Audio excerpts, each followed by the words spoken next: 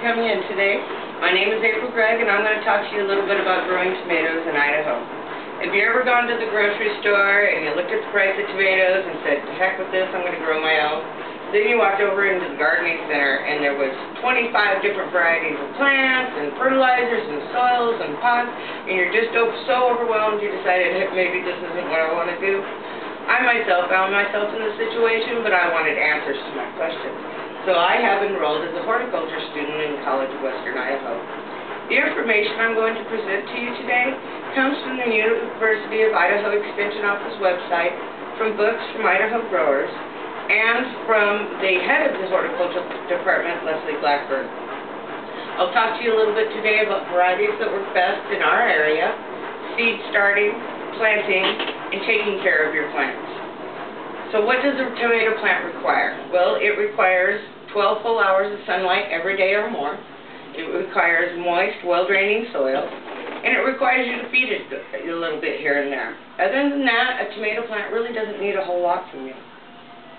The University of Idaho Extension Office actually conducted a test in 2008, and the test was to see which varieties work best in our area and in our climate. The three top producers were the Sweet Cherry 100, your little cherry tomatoes, the Oregon Spring, your medium-sized tomatoes that you can use whatever you want, and the big beefy tomatoes, those great big slicing tomatoes. These varieties work very well in our climate, but they're not available to us in our garden stores, so they have to be started from seed. So now your question is, when do I start my seeds and how do I start my seeds?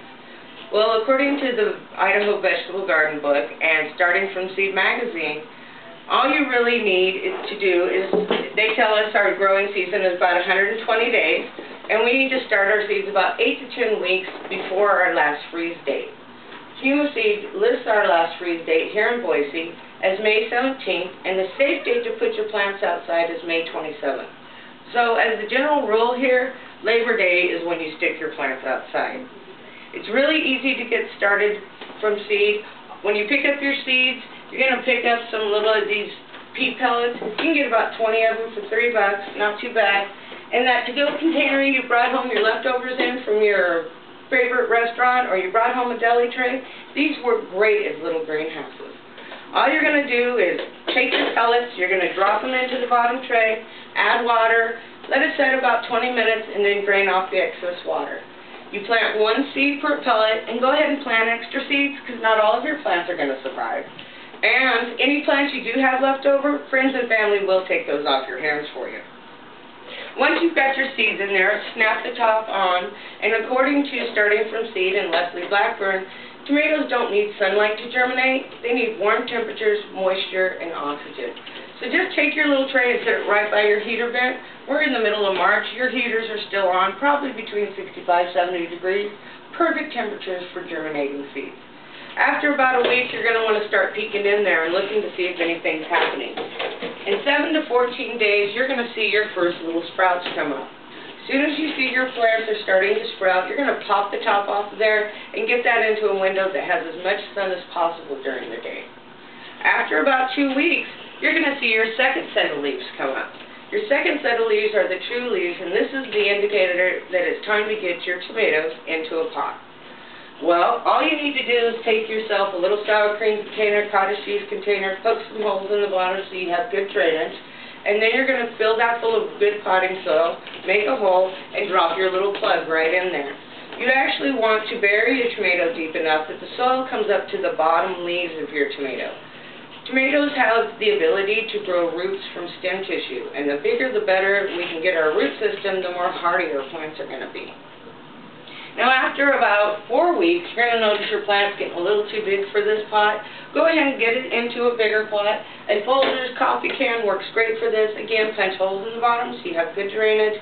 Same procedure, fill it with soil, and when you drop your plant in, you want to cover up any bare stem and bring that soil right up to its bottom leaves. So now you're thinking, okay, it's almost Labor Day and it's going to be time to put my plants outside. If you want to go with a container, tomatoes do really good with a container.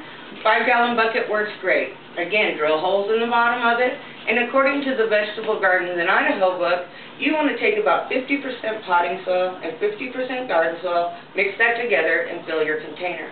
If you've decided to plant in the ground, you're going to dig up about 8 to 10 inches of soil in about a 4x4 square, and you're going to add compost to that and mix it up.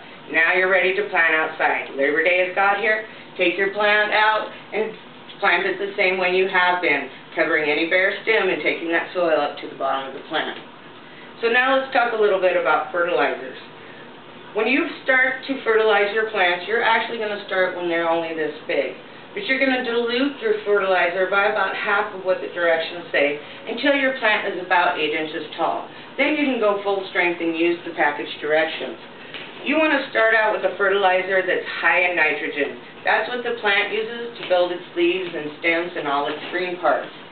How do you know which fertilizers are high in nitrogen?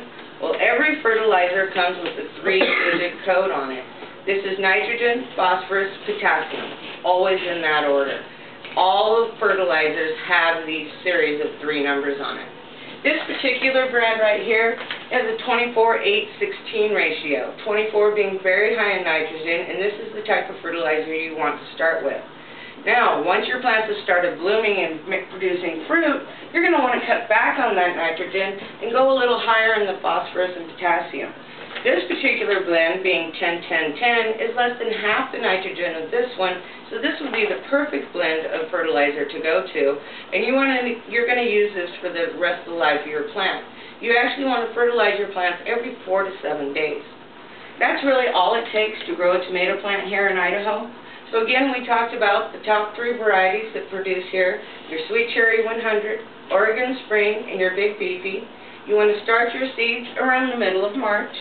And you want to fertilize, starting with a high nitrogen fertilizer and then going to a low nitrogen fertilizer. And that's all it takes. Thank you so much for coming. Camera audience.